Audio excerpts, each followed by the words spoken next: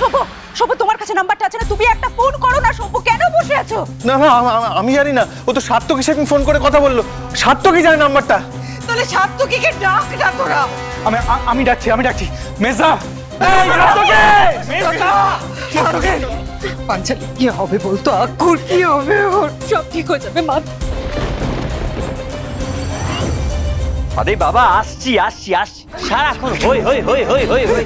কি ব্যাপার, কি খবর দেখছো তোমরা? কোন ফ্লাইট এটা? ও মরিটা, আরে বাবা একলব্যর প্লেন, একলব্য প্লেনটা চালাচ্ছিল।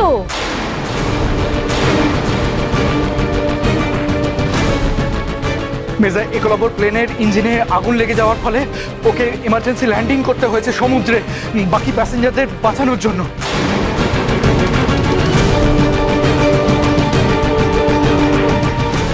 একলব্য কোথায়?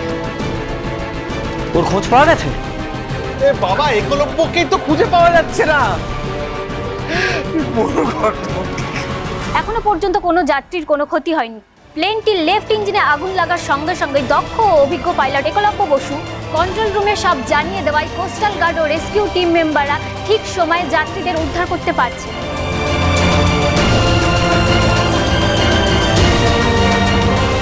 যাত্রীদের মধ্যে তীব্র আতঙ্ক তৈরি হলেও এখন তাদের সবাইকে ধীরে ধীরে রেস্কিউ করা হচ্ছে। সবাইকে নিকটবর্তী মেডিকেল সেন্টারে নিয়ে যাওয়া হচ্ছে, কিন্তু একলব্য বসু ও তার সহকারী পাইলট অয়ন রায়কে এখনো পর্যন্ত খুঁজে পাওয়া যায়নি।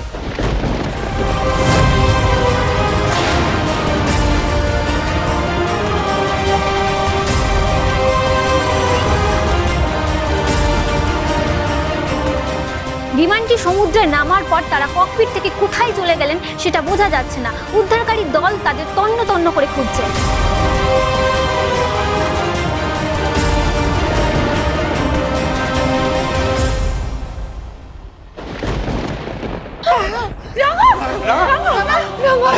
সার্থকী দাঁড়িয়ে আছিস, কি দেখছিস? ফোনটা কর। রাঙা শান্ত, রাঙা শান্ত, রাঙা প্লিজ।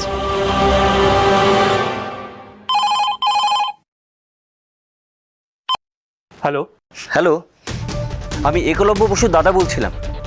আচ্ছা, এরা যে এই জলেতে ফ্লাইটটা নামাতে বাধ্য হয়েছে, তা আমার ভাই কোথায়?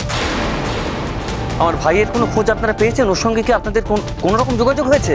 হ্যাঁ স্যার, খোঁজ চলছে। একলব্য বসুর কোনো খোঁজ পাওয়া যায়, তবে তার কো পাইলট অয়ন রায়ের কিন্তু খোঁজ পাওয়া গেছে। ও,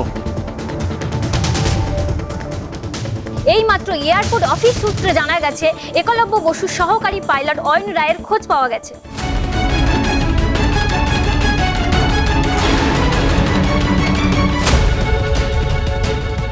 তিনি সুস্থই আছেন। আমাদের প্রতিনিধি তার কাছে পৌঁছেছে। তিনি কি বলছেন আমরা শুনবো। আমি ক্যাপ্টেন একলব্য বসুকে খুঁজে পাচ্ছি না।